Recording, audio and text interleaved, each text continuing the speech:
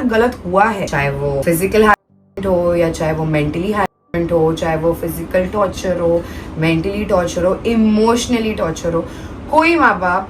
कोई भी माँ बाप नहीं सहेगा उसके बच्चे के साथ कुछ गलत हो रहा। हाउ डम I was, I couldn't see things were happening in front of me. चाहे वो गलती हो, चाहे वो गुनाह हो, चाहे वो गंदगी हो, तो निदा को नहीं पता कि वो मैं जानबूझ के कर रहा हूँ या नहीं कर रहा हूँ। क्यों निदा और सूफियान के सेपरेशन के बाद से ही लोग अभी निदा के चेंज लुक को लेकर उन्हें थोड़ा सा ट्रोल कर रहे हैं और ये कहा जा रहा है कि कैसे जो भी वो अपने डिवोर्स या सेपरेशन से पहले पहनती थी वहाँ वो अपने कल्चर को फॉलो कर रही थी और अब उन्होंने काफी मॉडर्न आउटफिट्स को प्रेफर करना शुरू कर दिया है। और उनके इस चेंज को लेकर जहाँ कुछ लोग उन्हें अप्रिशिएट कर रहे हैं, ये कह रहे हैं कि कैसे इतनी वर्स्ट सिचुएशन के बाद भी उन्होंने अपने आप का कॉन्फिडेंस बना कर रखा है। वहीं कुछ लोगों का ये मानना है कि कैसे उन्हें चेंज होना था पर इतना नहीं कि वो अपने उसी कल्चर को भूल जाएं जिस वजह से उनकी ऑडियंस में काफी पॉपुलैरिटी है। और क्या निदा और सूफियान रियली सेपरेट हुए हैं, ये ड्रामा चल रहा है या रियलिटी है? और इस सब के बाद जब निदा की साइड से सूफियान पर काफी सीरियस एलिगेशंस लगाए गए हैं, सूफियान की साइड से भी रिप्लाई आया, तो इस सब को लेकर ऑडियंस का क्या रिएक्शन आ रहा है? सो हेलो एंड वेलकम, मेरा नाम है अपर्णा और हम बात करने वाले हैं creator couple Nida and Sufiyan के डिवोर्स ड्रामा के बारे में। तो for those who don't know, Nida and Sufiyan दोनों ने अपनी जर्नी टिकटॉक से स्टार्ट की थी, जिसके बाद वो अपने यूट्यूब पर व्लॉग्स बनाने लग गए थे और दोनों का 8 मिलियन प्लस फॉलोअर्स का यूट्यूब चैनल है where they used to post their family celebration, couple vlogs और cute kid vlogs, festivals also, जिसके बाद लोगों में उनकी पॉपुलैरिटी काफी ग्रो हो गई थी। एंड इवन व्हेन जब उन्होंने अपने किड के अराउंड भी सारी चीजों को शेयर किया था, बी इट हिज बर्थडे, तब भी उन्हें काफी अप्रिशिएट किया गया था। हालांकि एक टाइम आया था जहाँ पर दोनों को इनसेंसिटिव बुलाया गया था for sharing their child's detail जब वो हॉस्पिटलाइज था। लोगों का ये कहना था कि उसकी तबीयत इतनी ज्यादा खराब है तो आपको उस पर फोकस करना चाहिए, ना कि उस टाइम पर भी कंटेंट अपलोड करना चाहिए। तो चीजें काफी पिक्चर परफेक्ट चल रही थी, but for a certain period of time दोनों के व्लॉग्स आने बंद हो जाते हैं, जिसके बाद पीपल स्टार्ट टू स्पेकुलेट कि ऐसी क्या प्रॉब्लम है कि दोनों के व्लॉग्स नहीं आ रहे। But at the same time Nida used to post some Instagram stories जहाँ पर रिलेशनशिप, सेपरेशन, चीटिंग इनके अराउंड बात हुआ करती थी। तो फिर एक नैरेटिव बनना शुरू हो गया कि दोनों के रिलेशनशिप में समथिंग इज ऑफ। ऐसा लग रहा है कि सूफियान ने निदा पर चीट किया है और ये वाला रूमर इतना ज्यादा स्ट्रॉन्ग हो गया था कि एट अ पॉइंट तो एक लड़की का नाम भी काफी सर्कुलेट होने लगा था। ये बोला जाने लगा था कि ड्यू टू दिस निदा अभी सूफियान के साथ नहीं रह रही थी। हालांकि ना तो निदा ना सूफियान किसी ने भी डायरेक्टली अभी तक कुछ भी नहीं बोला था, जिस वजह से स्पेकुलेशंस और बढ़ते गए। नाउ ये सब काफी टाइम से चल रहा था, बट अभी रिसेंटली निदा की साइड से एक वीडियो शेयर किया गया जहाँ पर उन्होंने इन सारे रूमर्स पर काइंड ऑफ कंफर्मेशन देते हुए ये बताया है कि कैसे जो भी स्टोरीज वो पोस्ट कर रही थी, जो भी चीटिंग के रूमर्स सर्कुलेट हो रहे थे, दोनों के सेपरेशन को लेकर जो कहा जा रहा था वो कहीं ना कहीं सच है। और रीजन बताते हुए ये तक कहा कि कैसे सालों से वो इस चीज को फेस कर रही थी अपने रिलेशनशिप में, बट सिर्फ रिश्ता बच जाए इसलिए वो चुप थी। पर जब बात उनके बच्चे को लेकर आ गई तो वो चुप नहीं रह पाई और उनका वो थ्रेशोल्ड ब्रेक हो गया और इसीलिए वो सेपरेट हो गई। और उन्होंने ये बताया कि कैसे सिर्फ उन्हें ही फिजिकली एंड मेंटली